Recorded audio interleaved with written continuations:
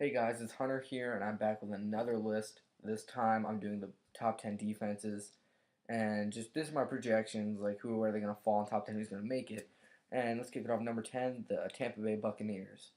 I picked them because I really like their defensive line. Even the loss of Michael Bennett isn't really a massive one. I mean, they still have a dominant defensive line.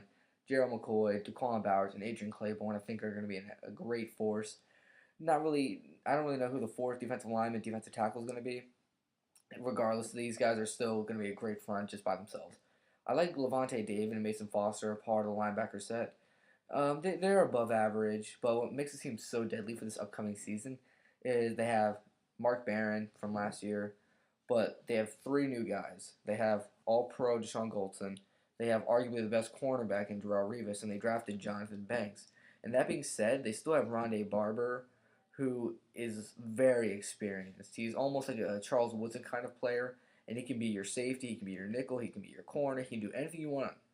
And I just think the sky is the limit for this defense. I think they're going to do extremely well this year. They're going to be turning some heads, and I think they're going to be able to compete for that for the playoff spot in their division. Number 9, the St. Louis Rams. I like this defense because I like Kendall Langford, I like Michael Brockers, I like Chris Long, and I like Robert Quinn. Those guys are a great defensive line together.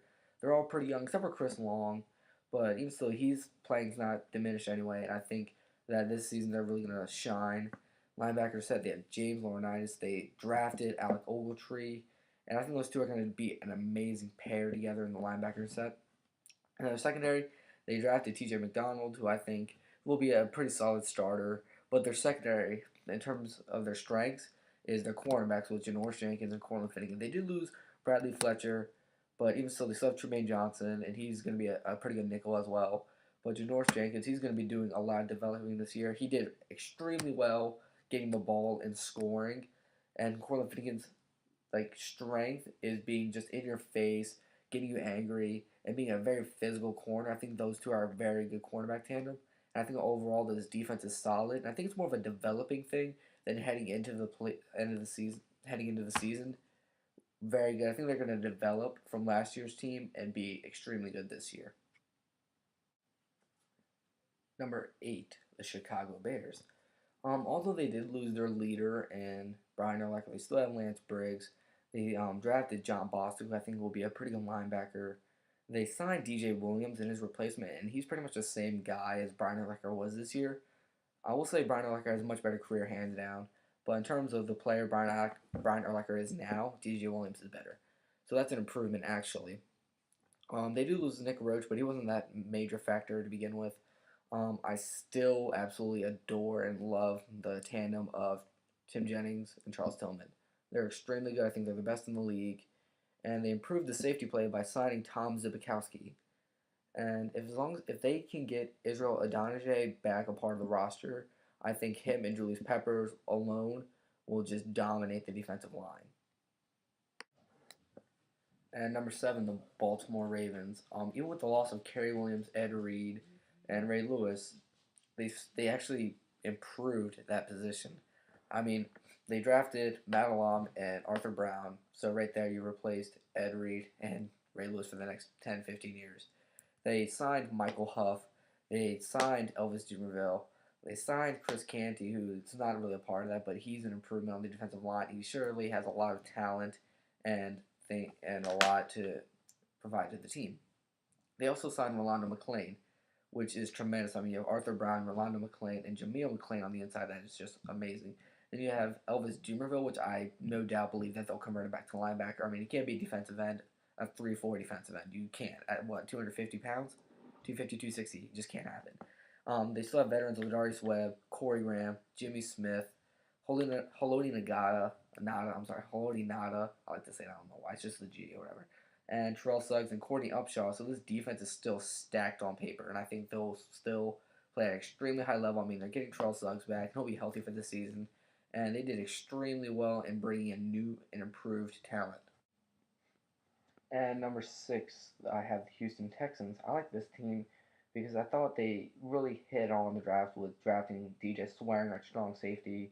I mean, they lost Glover Quinn, but they still have Daniel Manning and him, and they also signed Ed Reed, which is I think an improvement on the safety play, not by much, but he definitely adds a lot of playmaking ability. He has a lot left in his tank, and he's very experienced. They also lost Connor Barwin, but he's not a huge factor in the defense. I mean, so you looked at the defense they have. They still have Antonio Smith, J.J. Watt, Daniel Manning, Kareem Jackson, Jonathan Joseph, Brian Cushing's coming back for God's sake. I mean, he was injured last year, and he's the best part of the defense. I mean, people say J.J. Watt, but when this guy's on the field, this defense plays better, like much better. I mean, if you had him while J.J. Watt was getting 20 sacks, this defense could have easily coasted in their conference championship. And I predict Whitney Merciless to step in Connor Barwin's shoes and actually play better and improve. I mean, he was a rookie last year, and I think this year is his year to really shine. And number 6, I have the Houston Texans. I like this team because I thought they really hit on the draft with drafting DJ Swearing at strong safety. I mean, they lost Glover Quinn, but they still have Daniel Manning and him, and they also signed Ed Reed, which is I think an improvement on the safety play, not by much, but he definitely adds a lot of playmaking ability. He has a lot left in his tank, and he's very experienced. They also lost Connor Barwin, but he's not a huge factor in the defense. I mean, so you looked at the defense they have. They still have Antonio Smith, J.J. Watt, Daniel Manning, Kareem Jackson, Jonathan Joseph, Brian Cushing's coming back for God's sake. I mean, he was injured last year, and he's the best part of the defense. I mean, people say J.J. Watt, but when this guy's on the field, this defense plays better, like much better. I mean, if you had him while J.J. Watt was getting 20 sacks, this defense could have easily coasted in their conference championship. And I predict Whitney Merciless to step in Connor Barwin's shoes and actually play better and improve. I mean, he was a rookie last year, and I think this year is his year to really shine. And number 5 is the Cincinnati Bengals. I mean, they drafted Marcus Hunt, a good defensive end, Sean Williams, and Sean Porter. Of the three, Marcus Hunt's definitely the best, but the major addition to this team is James Harrison, no doubt. I mean, he is going to be a massive difference in this defense. I mean, they were missing some linebacker playmaking ability last year, and James Harrison is definitely it. He can rush, and he's very intimidating. I think that's also what they were lacking. They were lacking a face other than Geno Atkins. I mean, he's the best defensive tackle in the game, but like a really just mauling, brutally, like just mentally painful to look at kind of force. And on top of that, they have Leon Hall, Reggie Nelson, Terrence Newman, Drake Kirkpatrick, Carlos Dunlap, Robert Gaithers, and I really liked how Vontaze Burfict really turned it on in the second half of the season. I mean, really watch out for the Bengals defense this year. I project them to be top 5, if not just number 5. For the number 4 spot, I have the Dallas Cowboys. I think they have a really good linebacker set with Sean Lee and Bruce Carter. Those two guys are going to be phenomenal. They're converting Anthony Spencer and DeMarcus Ware to the defensive end position. I was hearing about it today. That's what they're talking about.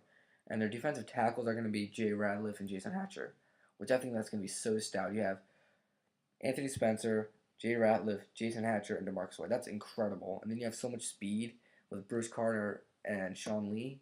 That's amazing. And then their secondary, they drafted J.J. Wilcox. I like Barry Church. He's okay. He's serviceable.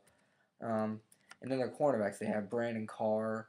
They lost Mike Jenkins, but even still, Brandon Carr and Maurice Claiborne are still very good together. And I project this defense to be extremely high, and I expect them to get after the quarterback a lot with their defensive front. And for the third best defense in my top 10 ranking, I have the Seattle Seahawks.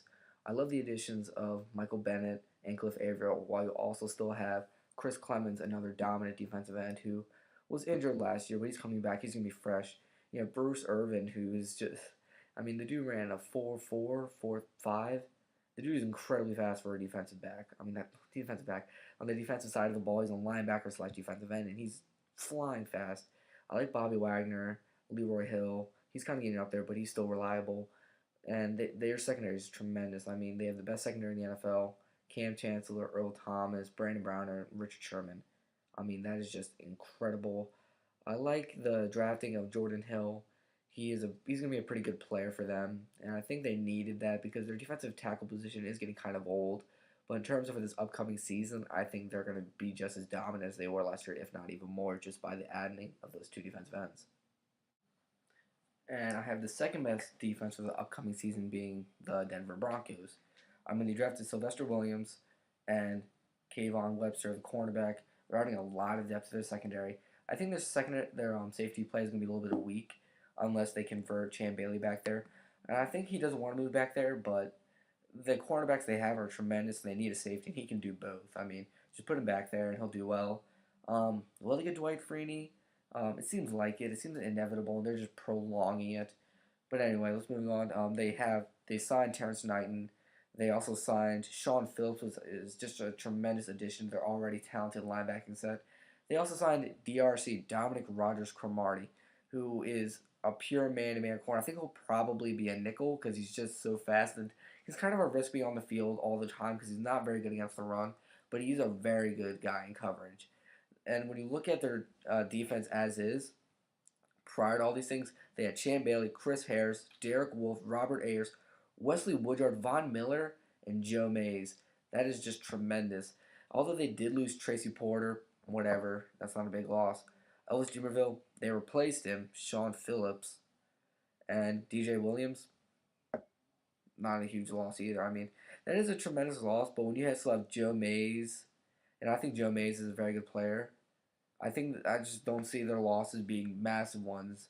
And the fact that they signed Terrence Knighton and drafted Sylvester Williams really just gonna dominate up front. You have those guys. You have Robert Ayers, and you occasionally put Von Miller in the ground. They're gonna get after the quarterback. I mean, you give that guy, let's say, 0.5 seconds, but realistically, he'll have maybe 3.5, 4 seconds, which is what you want. But that's probably going to be at most. I mean, Von Miller is one of the best pass rushers, if not the best pass rusher in the NFL. He's very good in coverage. He can do anything. And then their linebacker set is tremendous. Their secondary and their corners are going to be very good this year, and I love their linebacker set. I'm serious. Look out for the Broncos defense this year. And of course, for my number one spot, I have the San Francisco 49ers. I mean, this defense actually improved. I mean, other than losing to Sean Goldson, which they might be adding Charles Woodson, it's never too late for that. It would be a drop off, but you would lose some physicality and gain some experience and knowledge of the game. I mean, Charles Woodson's a very smart player. He can play down inside like Sean Goldson. He can play the nickel. He can play the corner. He can play any safety. He can play anything you want. I mean, there's film of him playing linebacker with the Green Bay Packers. Anyway, they drafted Cornelius Cardine, who I think will be a great defensive end / outside linebacker for this team. He's very good against the pass. He can rush extremely well. They got Nnamdi Asomugha. They also received Glenn Dorsey through the free agency. And Glenn Dorsey, I think, will make a huge impact for this team. They also got Lawrence Okoye, the Olympian shot put thrower, which I don't know if he'll be making a huge difference or a huge impact, but this dude has some insane physical tools. And I think this guy, if he's going to make a huge impact, it will be for the 49ers, where they have so much knowledge, and he'll rotate in and just have a lot of fresh legs. And that's what makes this defense so good. They always have fresh legs. They're never tired. I mean, and other than losing Isaac Sapoga, this defense is tremendous. They still have Dante Whitner. They still have Carlos Rogers, Terrell Brown. They added Nnamdi Asomugha. They have Patrick Willis, Navarro Bowman, Justin Smith, Ray McDonald. I mean, this defense, Ahmad Brooks, Peros Harrelson, I don't know if that said his name correct, but even still, the guy's insanely good. And this linebacking set just goes forever. And this secondary is extremely well in depth by the signing of Nnamdi Asomugha. And if they get Charles Woodson, this defense will have the best linebacking set, an extremely dominant defensive line, easily top 5, and they will be battling. Actually, the whole age factor, the Seattle Seahawks are so much younger, but in terms of an immediate defense and just playing for this upcoming season, I think it will be between the 49ers and the Seahawks. So the 49ers will be the best, like in the top of each category of secondary, linebackers, defensive line. And I don't think that's ever been seen before in the NFL, and I think it's just amazing that I'm able to witness this, and I appreciate you guys watching another video of mine. You guys think I said something weird, crazy, or if I'm going insane by ranking these guys the way I did, leave a comment. And if you agreed with me, you can like it. And if you don't agree with me, you can like it anyway. It'll help me out. Anyway, leave a comment. You can subscribe, like, and I'm up to suggestions. You guys have any ideas for a topic for me to talk about, or a video, or a list, or just anything you guys want me to do, just leave it in the comment section below. And I'll see you guys around.